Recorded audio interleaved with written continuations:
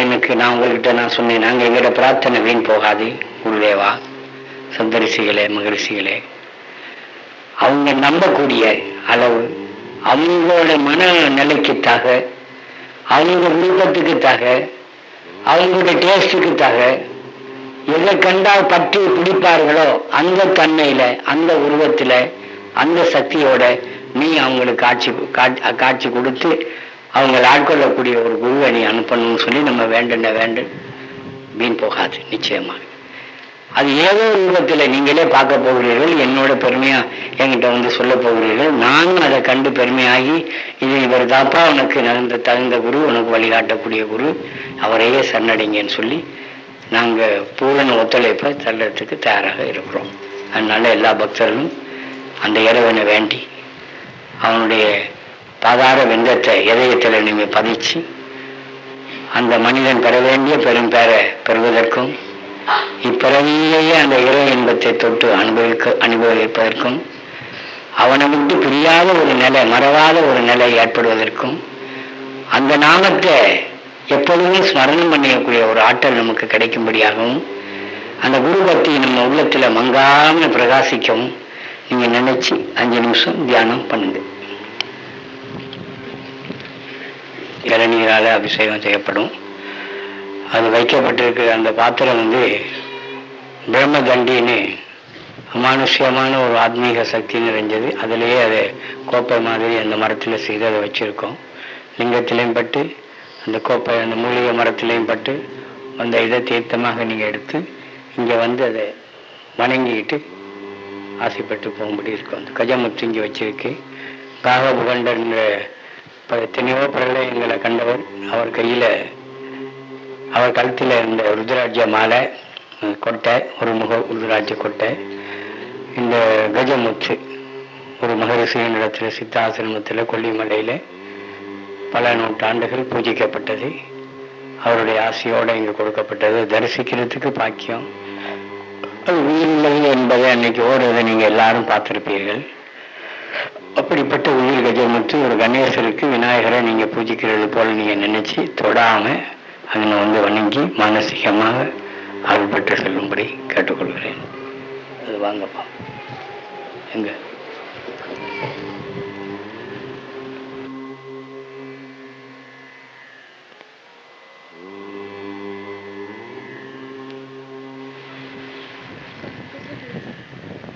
சொல்லிடுவாங்க.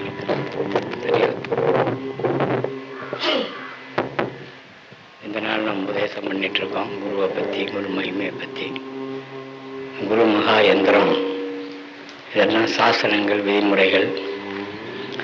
எல்லா மகான்களும், ஜீவன் முக்தர்களும், பிரம்மஞானிகளும் சில யந்திரங்களை வைத்து பூஜித்து அந்த தெய்வத்திங்களுடைய சித்தியை பெற்றதாக வரலாறு.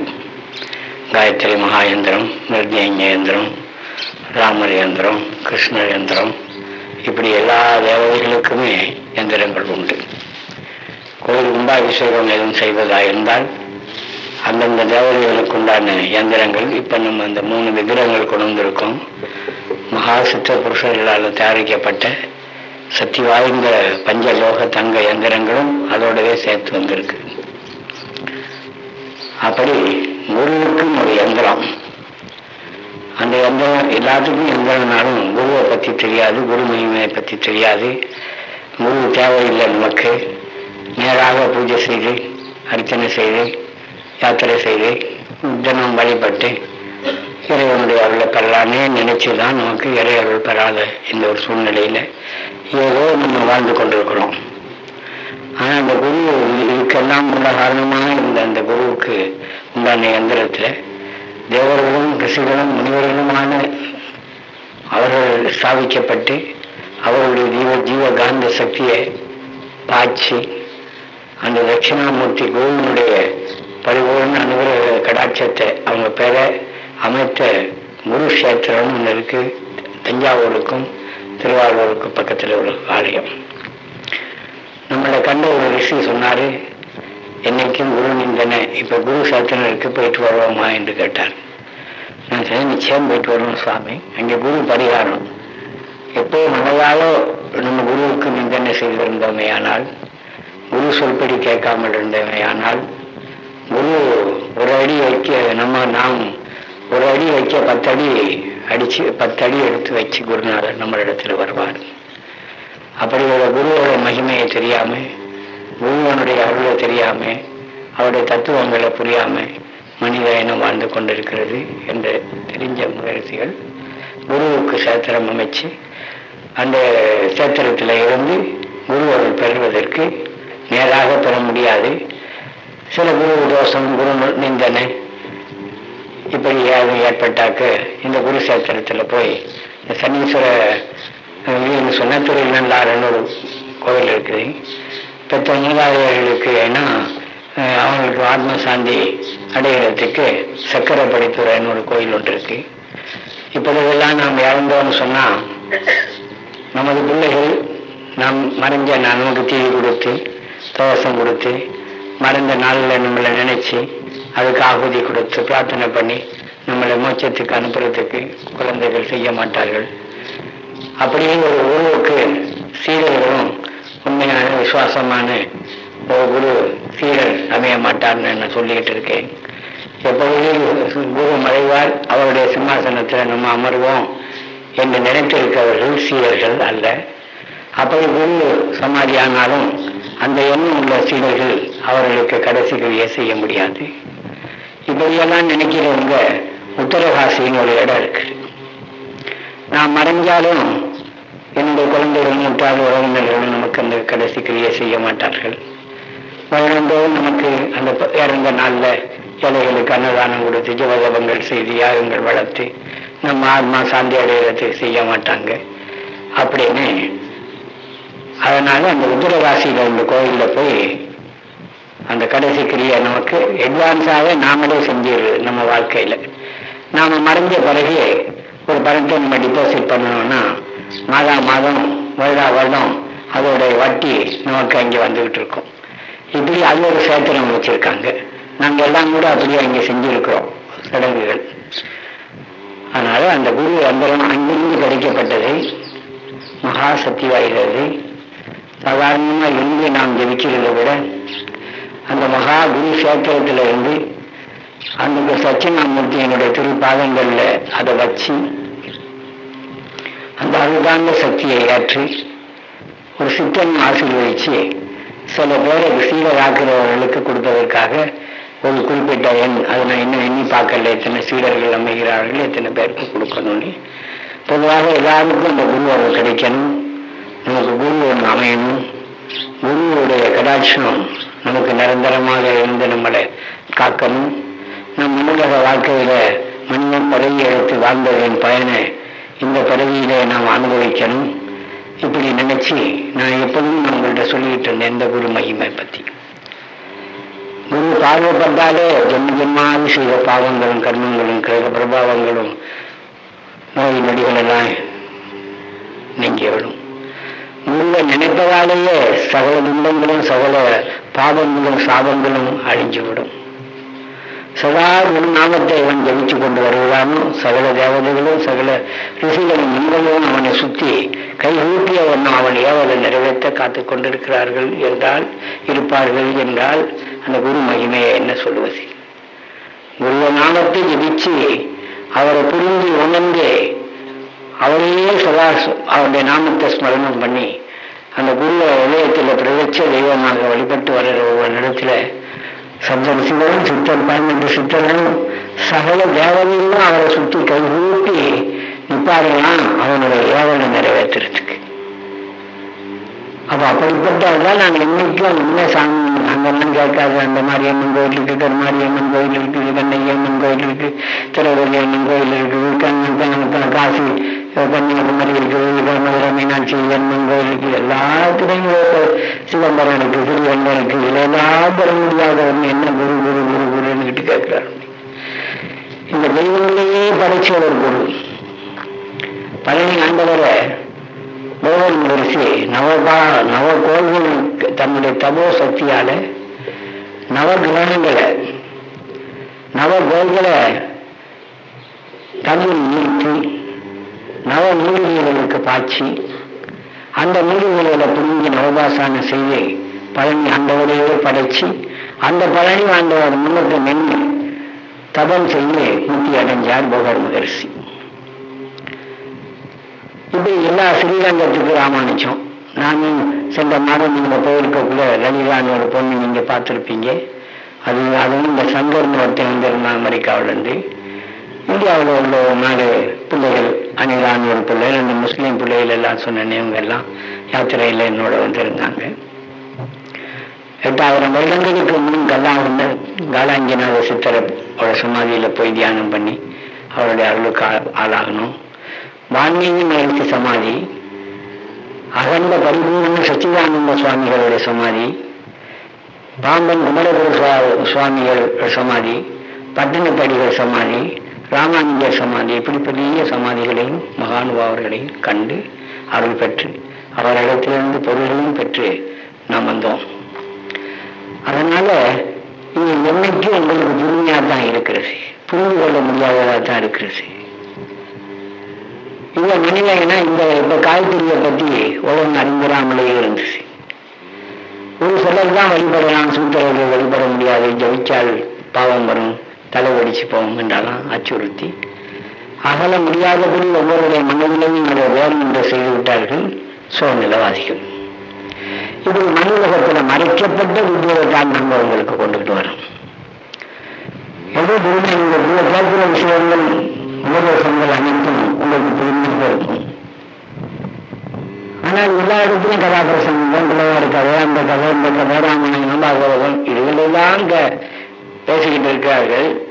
ஆன்ம ரகசியங்களை மகரிஷிகளுக்கு இந்த கற்ற வித்தைகளை உங்களுக்கு நாங்கள் இங்கே கொண்டு வந்து தருவோம். எங்களுக்கும் அந்த வேதனையில் அந்த பற்றி கொண்டு வந்து கொடுத்து அந்த பரிபூர்ண அனுகிரக கலாட்சத்தையும் அந்த பேரண்மையை உணர்ந்து அதை அனுபவிச்சு அந்த பெற வேண்டிய பெரும் பேட்டை நீங்க பெறாமல் இருக்கிறபடினால்தான் என்னும் வேதனையோடு உங்களோட கதைக்க வேண்டி இருக்கிறது. இந்த குரு கலாட்சம் இந்த பத்திரிகைகள் உங்களுக்கு எல்லாருக்கும் அந்த அங்கத்தவர்கள் ஆக்கி அந்த பத்திரிகை சென்னையிலிருந்து வெளியாகுது.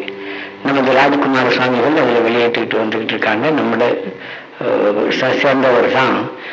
நம்மளோட இந்திய பாரத நாட்டிலையும் வாழ்ந்து கொண்டிருக்கிற ரிஷிகள், சித்தர்கள், முனிவர்கள், பனிக்கோகைகள், அவர்கள் வாழும் பர்ணசாலைகள், ஆசிரமங்கள், அவர்களால் செய்யப்பட்ட அற்புதங்கள், செய்து கொண்டிருக்கும் அற்புதங்கள், அவர்கள் வழிகாட்டல், இவர்களை அடங்கி தாங்கி வர்ற குரு கடாட்சம் இந்த பத்திரிகை எப்படி எல்லாமோ குரு மகிமையை நாங்கள் உலகத்துக்கு புகட்ட விரும்புகிறோமோ அந்தந்த வழியெல்லாம் நாங்கள் காட்டிக் கொண்டிருக்கிறோம். பத்திரிகைகளையும் குரு மகிமையை பற்றி பேசிக்கிட்டு இருக்கோம், நேராகவும் பேசுகிறோம். அந்த குருவை வழிபட்டு அவருடைய பரிபூர்ண அனுகிரக கடாட்சத்தை நேராக பெற்று ஆனந்தம் பெறவும் வழிகாட்டணும். இதுக்கு நம்ம கடிகளாவது சொல்லாகவே நமக்கு வேணும். இப்போ இந்த அங்குகள் இங்கே கொண்டு வச்சிருக்கேன் என்னன்னா, அதற்காகத்தான் எவ்வளவு நான் உங்கள்கிட்ட சொல்லிட்டு இருக்கேன். நேற்றெல்லாம் நீங்கள் இந்த வெள்ளமெடுத்து பார்த்தீர்கள்.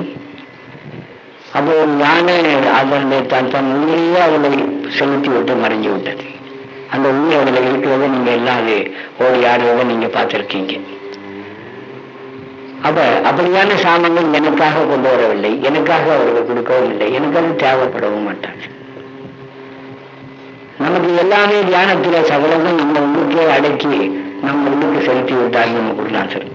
இவங்கெல்லாம் மக்களுக்காக, மக்கள் வழிபடுறதுக்காக, அவர்களுடைய தரிசனத்துக்காக நாங்கள் இங்கே கொண்டு வந்தோம். வான்மீகி ஒரு சீனசுவாமித்தரும் அவங்க பாவிச்ச பித்தா பாத்திரங்கள், பாவிச்ச உயிர் மூலிகைகள், அவர்கள் கழுத்தில் இருந்த ருத்ராட்ச மாலைகள், இப்படி எல்லாம் நீங்க கொண்டுகிட்டு வந்து உங்களுக்கு வச்சா நம்ம தோஷம் நீங்கும். நம்ம பார்வை விஷ பார்வை அருள் பார்வையாக மாறும். விஷ எண்ணங்கள் அருள் எண்ணங்களாக இருக்கும். வாயில நம்ம ஒரு எதுவும் சொன்னாக்க சாபமாக அருள் வாக்காக மாறும். நாம் மனித உலக நடமாட ஒரு மானிட தெய்வங்களாக மாறிவிடுவோம். இப்படி நாங்கள் உங்களுக்கு வழிகாட்டுறதுக்கு காரணம், நீங்க ஏதாவது வசூல் பண்றீங்களா, மாதம் சந்தாக்கள் செலுத்துறீர்களா, அல்லது குரு காணிக்கையாக பாகத்தில் காசை வைக்கிறீங்களா கொண்டு வந்து நீங்க நல்லா யோசிச்சு பார்க்கணும். இவ்வளவும் கட்டடம் வச்சு இவ்வளவும் செய்து இவ்வளவு பேருக்கு இது பண்ணி இத்தனை சிரமங்களுக்கு மத்தியில இப்ப 2-3 நாள் அந்த மேநாட்டில இருந்து அந்த பிள்ளைகள் பக்தர்கள் எல்லாம் பேசுறது நம்ம பிள்ளைகள் பேசுறாங்க. 2 கொஞ்சம் மகானுபாவர்கள் அவர்களை நேராக பார்த்தா தெரியும். பனிக்கோயில்ல உபரமான கடும் தபம் பண்ணின மகான்கள் தொலைபேசியில தொடர்பு கொண்டு எல்லாருக்குமே அவர்கள் ஆசீர்வதிச்சார்கள். இது கிடைக்க முடியாது, நேராக நீங்க கண்டு அவங்க ஆசி பெற முடியாது. அவர்களை நேராக இங்கு வருத்தி ஆசி பெற முடியாது. இந்த கால விஞ்ஞான உலகத்தில் இந்த தொலைபேசி வசதி இருக்கே, அவருடைய அருள்வாக்க செலப்போன்னு நீங்க நினைக்க கூடாது, தொலைபேசின்னு நினைக்க கூடாது. வாழ்வாயம்மா ஆசீர்வாதம் ஒரு வாரத்துல கிடைச்சாலே போதும். அந்த காலத்துல முதல் சித்தர்கள் வாழ்ந்தார்கள். இப்ப இந்த வசதியில உங்களுக்கு அந்த தோழமையும் நாங்கள் ஏற்படுத்தி கொடுக்கிறோம். இங்கும் கும்பாபிஷேகத்துக்கு பல மகானுபாவர்கள் வர இருக்கிறார்கள். அவர்கள் எல்லாருடைய ஆசீர்வாதம் கிடைக்கணும். இன்னைக்கு இந்த எந்திரத்தை நான் வச்சு பண்றது குரு யந்திரம். குரு சாத்திரத்தில் வந்து சித்தர்களுடைய ஆசை பெற்று கொண்டு வந்து யந்திரம். இது சிலருக்கு நான் சொன்னேனே, யாரு தீட்சை பெற தகுதி இருக்காங்க, யாருக்கு குரு இறைவன் குருவை தகுந்த குருவை வழிகாட்ட அனுப்புவாரு என்றெல்லாம் சொல்லிக் கொண்டிருக்கேனே, அப்படிப்பட்டவர்களுக்கு குரு சொல்லுவாரு இன்னாருக்கு கொடு இன்னாருக்கு கொடு என்று. அவர் நிறைய நான் பாரத்தை போட்டு விட்டேன். என்னிடத்துல குற்றம் காண முடியாது. ஆள் பார்த்து கொடுக்குறாரு, வசதி படிச்சவங்களுக்கு கொடுக்குறாரு, வருஷ கணக்கில் நாம பாடுபடுறோம், நேற்று முந்த நாள் வந்தவங்களுக்கு கொடுக்குறாரு. இப்படின்னா நீங்க என்ன கூடாது. நம்மளுடைய பிராரப்த கர்மம், நம்ம புண்ணியம், நம்ம தியாகம், நம்ம சரணாகதியை பொறுத்து நமக்கு கிடைக்க வேண்டிய இந்த இது கிடைக்கும். அதனால இந்த இடத்துல இந்த மந்திரத்தை, இந்த யந்திரத்தை நாங்கள் வச்சிருக்கோம், குரு மகா யந்திரம். அங்கு குரு பாதத்துல உயிரோட தட்சிணாமூர்த்தி பிரத்யட்சமா எழுந்தருளி அருள் பாலித்து வர்ற ஒரு கஷேத்திரத்துல சித்தர்களுடைய உத்தரவின் பேர்ல அவர்களுடைய கண்காணிப்புல அங்கு கொண்டு போய் வச்சு தியானம் இருந்து 3 மணி நேரம் உபரமான தியானம் பண்ணி யாகங்கள் வளர்த்து அதற்கு பிறகு அவர்கள் கண்ணின் மேல அதை தூக்கி குருவையே தூக்கி கொடுக்கிற மாதிரி நமக்கு அந்த யந்திரத்தை கொடுக்கிறார்கள். அதை நான் லெமினேட் பண்ணி இங்கே கொண்டு வச்சிருக்கேன். எல்லாரும் அந்த குரு ஒரு ஸ்தோத்திரத்தை ஒரு 21 முறை நம்ம பிள்ளைகள் படிப்பாங்க. பாடலாம் நீங்க நினைக்க கூடாது. நான் உங்களுக்கு இந்த பஜனையை நிப்பாட்டின என்னன்னா, ஏதோ பஜனை டேப்ல கேட்டு ஏதோ புஸ்தகத்துல படிச்சு பஜனை படிக்கணும். நாயன்மார்களும் ஆழ்வார்களும் பாடினாங்க. யாராவது கம்போஸ் பண்ணி ராகம் இப்ப பக்கவாத்தியங்களோட பாடினாங்களா? தேவாரம், திருப்புகள், திருவாசகம், இவர்களை நல்லா நீங்க யோசிச்சு பாருங்க எப்படி அவங்க பாடினாங்க. ஆண்டவன் மேல உள்ள காதலான அவ குருவரையும் நம்ம பலனும் சொல்லி இருக்கும்போது நீங்க நினைச்சுக்கிறணும், இந்த இடத்துல நம்ம எப்படி இருக்கணும். குருவோட அன்பு மாறி அது மாதிரி நம்ம அனைவர் மேலையும் படணும்னு சொன்னா, இந்த இடத்துல நம்ம உட்கார்ந்து இருக்கிற நேரம் எல்லாரும் கருத்து வேறுபாடு தூய உள்ளத்தோட இருக்கணும். ஆனா அப்படி இருக்கிறீர்களா என்றால் 3 நாள் தொடர்ந்து நான் இந்த பக்தியை இது பண்றேன். இப்பவும் அந்த எண்ணம் புத்தி கருத்து வேறுபாடு பகமை மனப்பான்மை நம்ம இடத்துல இருக்கு. அப்ப குரு வழி கிடைக்காது.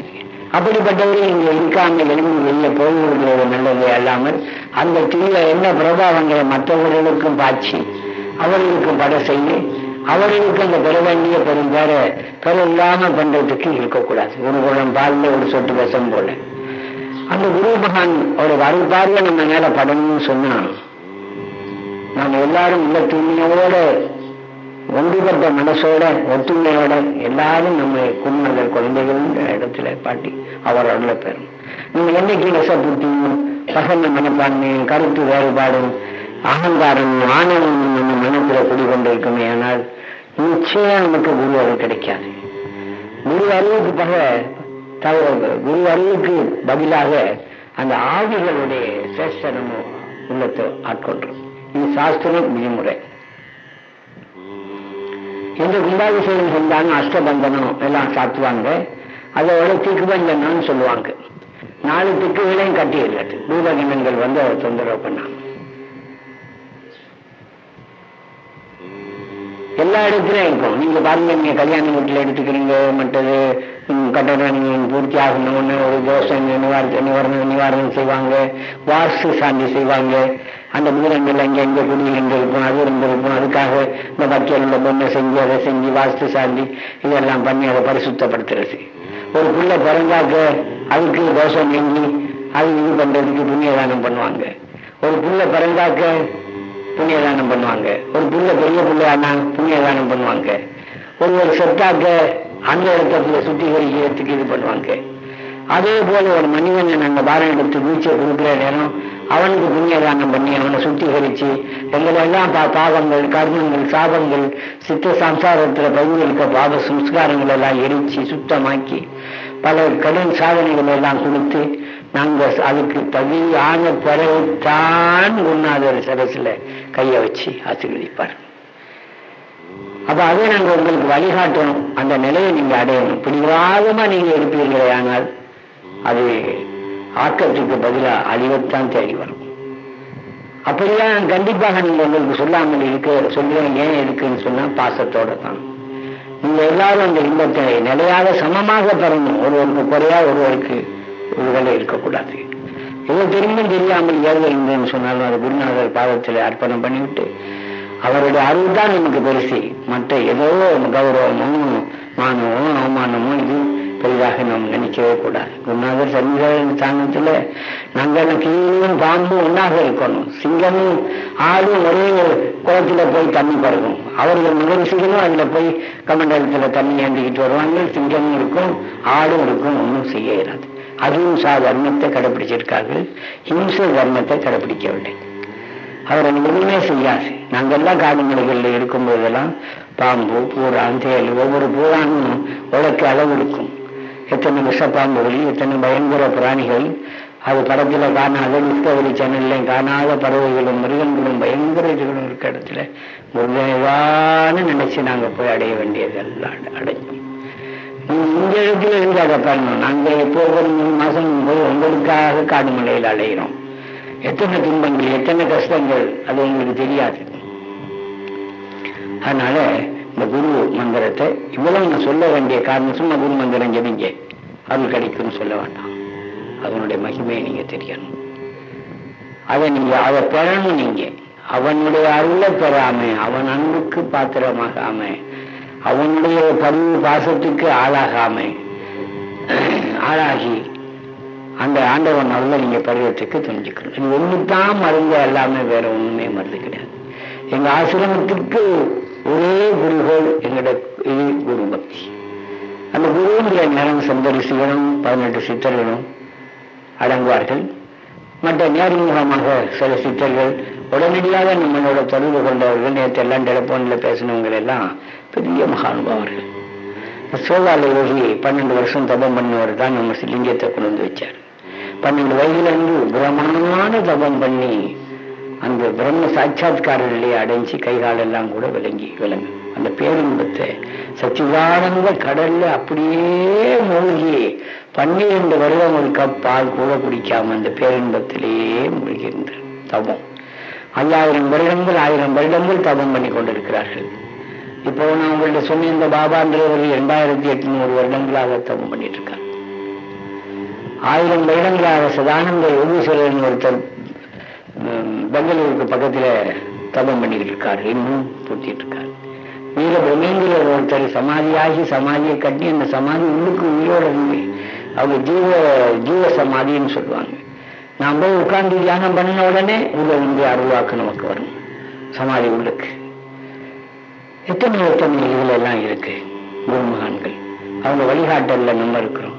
அவங்க அருள் பார்வையில நம்ம இருக்கிறோம். அவங்களுடைய உபதேச நெறி நின்று நம்ம வாழ்றதுக்கு நமக்கு வழிகாட்டிட்டு வர்றாங்க. இவ்வளவு நம்ம மக்கள் வசதிக்காக இந்த மண்டபம் காணாம இருந்தது. உடனே பார்த்தோம் ஜனங்களுக்கு வசதி இல்லை.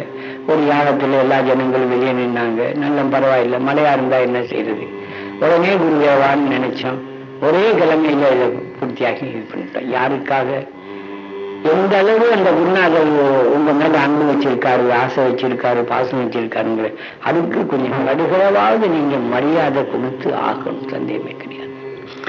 என்ன வாழ்க்கை மண்ணாக இந்த உடலை வளர்த்து மண்ணுக்கே எந்தமே அல்லாமல் என்ன இது பண்ணிட்டோம். ஒண்ணும் கிடையாது. நம்ம எது நிலையானதுன்னு நினைக்கிறோம். எந்த இடத்துலயும் பொட்டுன்னு போயிடுவோம். எந்த நேரம் நம்ம அழைப்பு வருவோம் அந்த இடத்துல போக தயாரா இருக்கும். நம்ம பணம், குழந்தைகள், மனைவி, மக்கள், நம்ம அழகு அனைத்தும் போய்விடுகிறதே. அப்ப இப்படிப்பட்ட நிலையற்ற இந்த மண்ணுலக வாழ்க்கையில நாம் வாழ்ந்துகிட்டு இருக்கோம். எந்த நேரம் எந்த அழிவுக்கு எந்த ஆபத்துக்கு ஆளாக போறோமோ, எந்த நேரம் நமக்கு மரண தேவன் இருந்து நம்மளை அழைக்கிட்டு விட்டு போறானோ, இப்படி எல்லாம் துடிக்க எத்தனை பேர் போறாங்க பார்த்துக்கிட்டு இருக்கீங்களா? இந்த நிலையெல்லாம் மாறி இறந்து குருதேவா எங்களை நீ காப்பாற்று அப்படின்னு நம்மளே அவருக்கு ஒப்படைச்சிருவோம். மண்ணுலகத்துல வாழும் வரையில நம்ம கண்ணிமை போல பாதுகாப்பார்.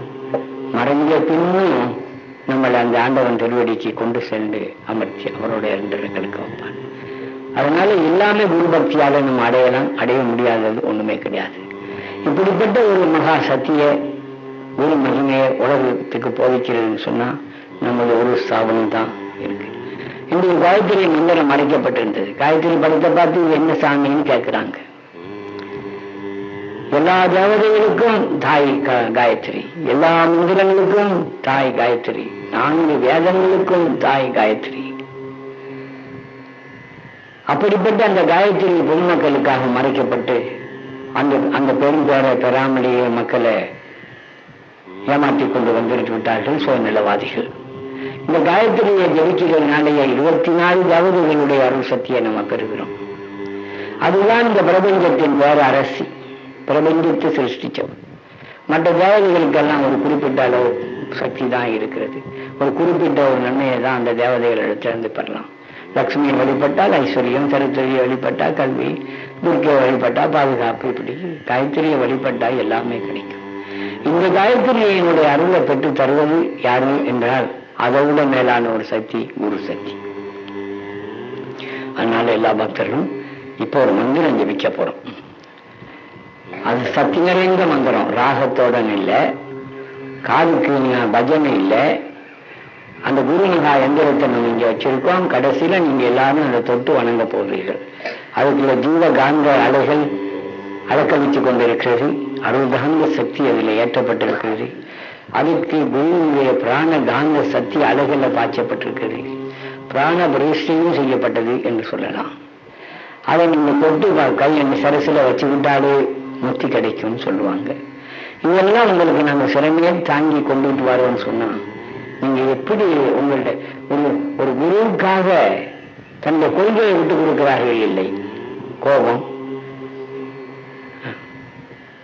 அகங்காரம், ஆணவம் இதெல்லாம் ஒரு கூடையில போட்டு அவரிடத்துல நீங்க ஒப்படைச்சிடணும். அவர் கொடுக்கிற அந்த அருள் பிரசாதத்தை நாம் ஒரு கூட நிறைய நம்ம வாங்கிக்கிறோம். இது மேலும் மேலும் நம்ம பாவத்தை சம்பாதிக்கிறதுக்கு கூடாது. ஒரு முன்னுக்கு நம்ம எல்லாமே பறந்துடணும். ஒரு சூரியன் நிலத்துல போய் நின்று இருள், சூரிய பகவானே என்னுடைய இருள் அகற்றுவாய் என்று கேட்ட மாதிரி இருக்கு. சூரிய பகவானிடத்துல போன பிறகு அந்த இருள் அங்கே இல்லை, இருள் அகன்று விடுகிறது. அதுபோல குருவினுடைய எழுந்தி எழுந்தருளி மீண்டு குருவின் முன்னுக்கு எழுந்து நின்று வழிபடுற நேரம் அவனுடைய பாவங்களும் தோஷங்களும் கருமங்களும் கோபங்கள் காம குரோத லோப மோக அகங்காரமான அந்த பஞ்ச விகாரங்களும் எரிஞ்சி சாம்பலாகணும். அந்த குரு பக்தியோட ஈர்ப்பு தன்மையோடு அவன் முன்னுக்கு இருந்தார். அது இல்லைன்னா மேலும் பாவம் தான், சாபம் தான். இப்ப நாங்க சொல்ற உபதேசத்துல ஒரு கடுகளவாவது நீங்க பாடம் எடுத்த என்பதை நடந்தா எங்களுக்கு பெருமை, எங்களுக்கு தர்மம். அப்ப நாங்க பாடுபட்டு உங்களுக்கு போதனை செய்யறதில அதுல எங்களுக்கு ஒரு சந்தோஷமும் கூட. அது இல்லைன்னு சொன்னாக்க அது அந்த குரு அருள் என்னைக்கும் எத்தனை ஜென்மத்துக்கும் அந்த குரு அருள் கிடைக்க முடியாது. முழுவதுவாக அன்னைக்கு நான் நேற்று எல்லாம் கதை சொன்னேன் உங்களுக்கு. குருவினுடைய அருளால எத்தனை பேர் எல்லாம் பண்ணிட்டேன். உலகத்துக்கு பயப்படக்கூடாது. அவரை சரணடைஞ்ச அனைத்து காரியங்களும் சித்தியாகும். நம்ம ஏதோ படிக்கிறோம், இங்கே உத்தியோகத்தில் பண்றோம்னு சொன்னீங்க, எல்லாம் வேண்டாம். எல்லாம் குருவுக்கு அர்ப்பணமா பண்ணியிருக்க. மனைவி நீ கொடுத்த பிச்சை, குழந்தை நீ கொடுத்த பிச்சை, கணவன் நீ கொடுத்த பிச்சை, நான் படிச்சு பெற்ற பட்டமும் நீ கொடுத்த பிச்சை, எனக்கு உத்தியோகம் அமைந்தா அதுவும் நீ கொடுத்த பிச்சை, அன்றாடம் நான் சாப்பிடுற கஞ்சியும் நீ கொடுத்த பிச்சைன்னு அவருக்கே அர்ப்பணப்பாகி அது சொல்றது குரு அர்ப்பணம், அது ஈஸ்வர அர்ப்பணம். எல்லாம் நீயே, நான் ஒண்ணும் இல்லை. நீ அதாவது நீ ஆட்டு விற்கிறபடி நீ ஆடுறதுக்கு நான் தயார் இருக்கேன். அவனுக்கு அனுமதி அசையாகணும்னு எல்லாம் சொல்லுவாங்க, வாயார சொல்லுகிறாங்க. கண்ணை நம்ம மூடுறதும் நிற்கிறதும் கேட்கறதும் சாப்பிடுறதும் சொல்கிறதும் வாழ்றதும் அவன் அருள் இல்லாமல் அவன் உடலை விட்டு இருக்கும் வரையில எல்லாம் செய்கிறோம். உடலை விட்டு போன பணம் ஆகிறது. காதிலிருந்தும் கேட்பதில்லை, கண்ணிலிருந்தும் பார்ப்பதில்லை, வாயிலிருந்தும் பேசுவதில்லை. 2 நாளைக்கு மேல நான் வைக்க முடியாது, நாத்தம் எடுக்கிறது உடம்பு. இப்படியே பண்ணாங்க உடலை நாம் வளர்த்து அது அழுகி தூர்நாற்றம் எடுக்கக்கூடிய இந்த உடம்புக்குத்தானே நம்ம எல்லாம் செய்யணும். அந்த உடல் இயக்கத்துக்கு ஆதாரணமான இந்த ஆத்மாவுக்கு நம்ம உணவு கொடுக்கக்கூடாதான்? அதை என்னைக்கு நம்ம அந்த உணவை நம்ம எல்லாத்தையும் அவனுக்கு அர்ப்பணம் பண்ணி கொடுக்குறோமோ, நம்ம மறையாத ஒரு பேரின்பத்தை என்னைக்கு நிலையாக இருந்து சாவரம் சொல்லுவாங்க. அவங்க உடல் வாழ்க்கையை நீத்து அவங்க சாவுறது இல்லை. ஜீவ சமாதியில இருக்கிறாங்க. ராகவேந்திர சுவாமிகள், சிவானந்தர், ராமகிருஷ்ண பரமஹம்சர், விவேகானந்தர் போன்றவர்கள் எல்லாம் அவர்கள் உடல் மறந்து விட்டதே எல்லாமே. அவங்களுடைய பரமாத்மா ஜீவாத்மா என்னைக்கும் எங்களை எல்லாம் வழிநடத்தி வருது, எங்களுக்கு காட்சி கொடுக்குறாங்க, பேசுறாங்க. அவங்களிடம் உபதேசம் கேட்கிறோம், எங்க சந்தேகத்தை தெரிஞ்சுக்கணும், எல்லாம் செஞ்சுக்கணும். அதனால இந்த குரு மந்திரத்தை நீங்க எல்லாரும் ஜெபிச்சு தியானம் பண்ணுங்க. அதான் இன்னைக்கு செய்யற உபதேசம். மந்திர சித்தி பெறணும், அதை அனுபவமா நீங்க பெறணும். உபதேசம் செஞ்சுக்கிட்டே இருக்கும். கழுதைக்கு காதல உபதேசம் செஞ்சாலும் என்ன ஆகும், அந்த கதையாக ஆகிடக்கூடாது. இந்த குரு மந்திரத்தை பக்தியோட நீங்க ஜெபிங்க. பக்தி இல்லை, குரு மேல நம்பிக்கை இல்லை, அதை ஜெபிக்காம இருங்க. மற்றவங்க ஜெபிக்கிறத நீங்க கேளுங்க. திருப்பிள்ள மாதிரி நம்ம சொல்லுது. இப்ப நீங்க பிள்ளைகள் ஜெபிப்பாங்க, எல்லாரும் அதை ஜெபிக்கணும்.